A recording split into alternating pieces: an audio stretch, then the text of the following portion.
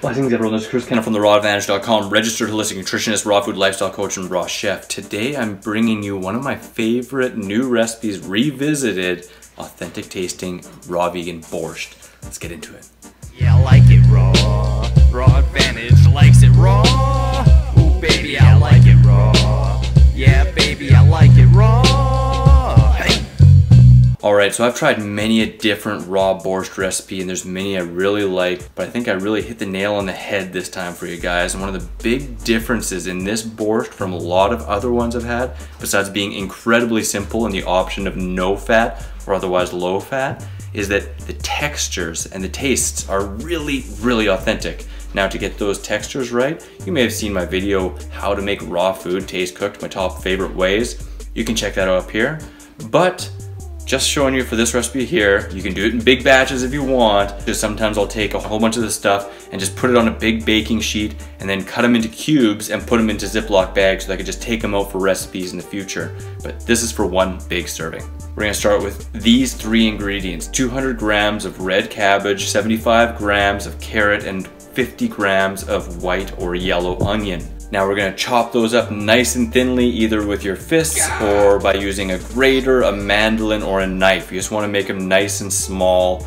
I usually do a mandolin for the cabbage, and then a grater for the carrot, and a knife for the onion, but do it however you like. Put those in a bowl.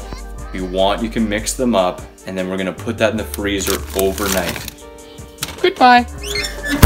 To soften everything up and mellow out that onion flavor. So this is an optional step. You can just have it crunchy and make it the day of, but I tell you, if you haven't tried it, if you haven't softened your vegetables in such a way, definitely give it a go. It makes it taste really authentic, digest a little bit easier as well. So time to go to bed and wait for tomorrow.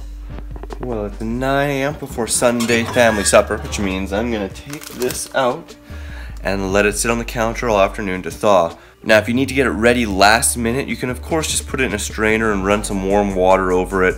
Although of course you'll be washing away some of the nutrients, and if you don't have good quality filtered water like I do here, then you might be, putting some chlorine and other stuff on it. So better to get it out early and just let it thaw. You can also put it on a dehydrator sheet and partially dehydrate it to thaw it out. Another last option, you could put it in the oven at a really low temperature, like 120, 150, even 200, just turn it to that temperature and then turn it off and let it sit in there. But I'm just gonna do this.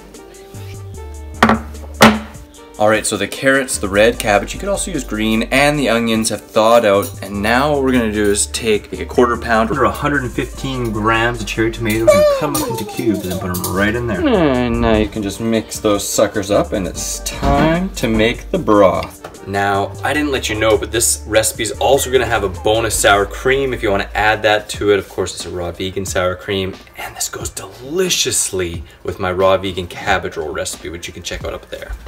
All links in the description, and the full recipe breakdown in the link to my site in the description below. Alright, so for the broth, you'll need about 1 pound or 460 grams of your favorite tomatoes, 1/2 of a lemon, 115 grams or a quarter pound of beet, and a handful of fresh dill or about 1.5 tablespoons of dry to taste at the very end. We got the tomatoes in the trusty Vitamix. Up there, you want to get your own Vitamix for the best deal with free shipping. You want to add in this beet, which I just quartered, the lemon juice up to 1/8 of a cup, and let's blend it up. Oh, there's that beautiful Vitamix, so let's go for it. Blend it till it's nice and smooth.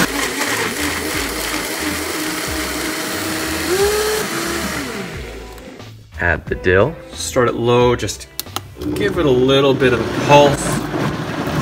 Wop, wop, wop, wop, wop, wop, wop, wop, wop, wop, wop. Maybe a wop, wop. And there you have it. Pour the broth right over top and stir it up. Now, I love my borscht nice and thick and chunky. If you like it a little bit thinner, of course, you can just make a little bit more broth. If you like it a little sweeter, you can use a little bit less lemon juice. Now this could be done just like this, but we're gonna add some sour cream.